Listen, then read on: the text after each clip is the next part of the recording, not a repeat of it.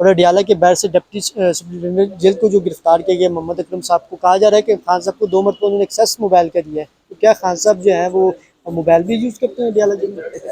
यार इल्ज़ाम लगाने के तो आप कितने लगा लें, लेकिन खान साहब को किसी तरह की जो बुनियादी हकूक़ हैं वो भी नहीं दिए गए, ठीक है। और खान साहब को जिस कैफियत में रखा हुआ है वो नज़रबंदी की कैफियत है।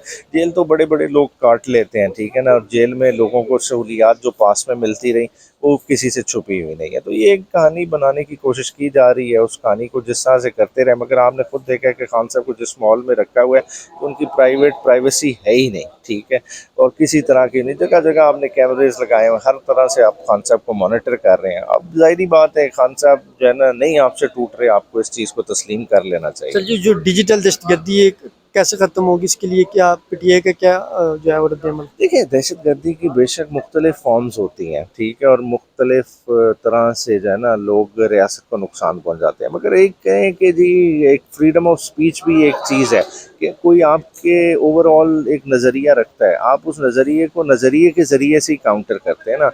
आप उसे दहशत गर्दी का लेबल दे दें, आप एक सियासी पार्टी को सियासत ही ना करने दें, पॉलिटिकल स्पेस करने दें, स्पेस ख़त्म कर दें, तो वो भी एक बहुत बड़ी ज़्यादती है। सर मखसूस नशस्तों के हवाले से भी फैसला मौजूद है, लेकिन अभी तफसीली आर्डर आना बाकी है, लेकिन उस पर इम्प्लीमेंट नहीं हो रहा, क्योंकि नया कानून भी पास हो गया, इलेक्शन एक्ट भी पास हो गया। तो क्या लगता है कोई इम्प्लीमेंट होने जा रहा है? देखिए, हुकूमत की और इलेक्शन कमीशन की तो वाज़ेह हिकमत अमली है, उन्होंने सुप्रीम कोर्ट की जजमेंट को इम्प्लीमेंट नहीं करना है, और इसीलिए कानून साजी की गई, और ऐसी कानून साजी की गई जो कि उन्हें पता है कि आइन के भी मुतसादिम है। और प्रोपोर्शनल रिप्रेजेंटेशन का कानून राइज है, आर्टिकल 51(3) बड़ा क्लियर है। प्रोपोर्शनल रिप्रेजेंटेशन की बुनियाद पर सीटें मिलती हैं, और ये सीटें जो तहरीक इंसाफ का हक है वो इन्हें डिनाई करना चाहती हैं। एक अना का मसला बना हुआ है, हालांकि इन सीटों से तहरीक इंसाफ को नहीं फ़र्क पड़ता, क्योंकि तहरीक इंसाफ की इन सीटों से हुकूमत नहीं बन जानी। असल जो मसला है वो तो मैंडेट की चोरी का है, हमारी 80 से ज़ायद इन्होंने सीटें चुराई हुई हैं, उस पर तो अभी तक बात पहुंची नहीं है। ट्राइब्यूनल्स को ये गैर फाल करके बैठे हैं, इसी मकसद से बैठे हैं कि कहीं वो जो है ना मैंडेट रिस्टोर ना हो जाए। सर ये कहा जा रहा है कि फैज़ अमीर साहब की गिरफ्तारी के बाद जो है अब इमरान खान साहब पर जो है वो 9 मई के क्योंकि शवाहिद वगैरह उनके पास मौजूद है, तो ये सारे कट्टा-कट्टी इमरान खान साहब से मिलते हैं और इमरान खान साहब पर और उनकी पार्टी लीडरशिप पर भी हाथ पड़ेगा, ये फैसल वाडा साहब ने दावा किया।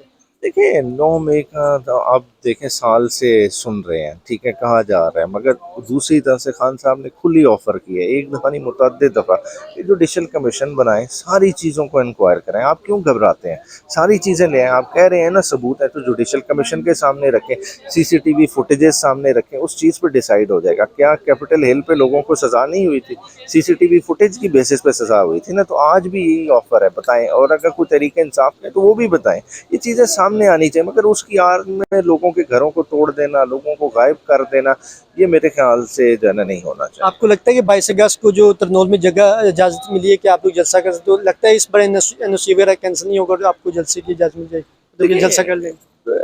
एनओसी देखें, उनकी इंटेंशन बड़ी वाज़ेह है, जिस तरफ जा रहे हैं उन्होंने जलसा आपको किसी सूरत नहीं करने देना। तहरीक इंसाफ ने अगर जलसा करना है तो उसे अपने ज़ोरे बाजू पे करना पड़ेगा, और ये चीज़ उन्हें डिसाइड करनी पड़ेगी कि आपस में बैठे मशावरत करें कि जी 22 का जलसा हमने किस तरह से करना है, क्योंकि हुकूमत एंड पे तो क्लियर लग रहा है कि वो कुछ ना कुछ आखिरी मोमेंट पे रोड़े अटकाएंगे। सर कारकुनान आवाज़ उठा रहे कि हमें पूरा मन जो है वो मज़ामत की तरफ बढ़ना चाहिए, ना कि जलसा और प्रेस कॉन्फ्रेंस और टॉक शो पर जो शिरकत करके बस यकजहती करके या भूख हड़ताल करके इस तरह तो खान से बैठ नहीं आएंगे। तो कारकुनान तो बड़ी तनकीद लीडरशिप पर करी कि आप लोग कोई प्रैक्टिकली क्यों नहीं बाहर निकलते? ये जलसा एक प्रैक्टिकल शेप है। जलसा किस तरह से, जलसा को आप अपने ड्राइंग रूम में बैठ के तो नहीं आवाज़ उठा रहे हैं ना खान साहब के।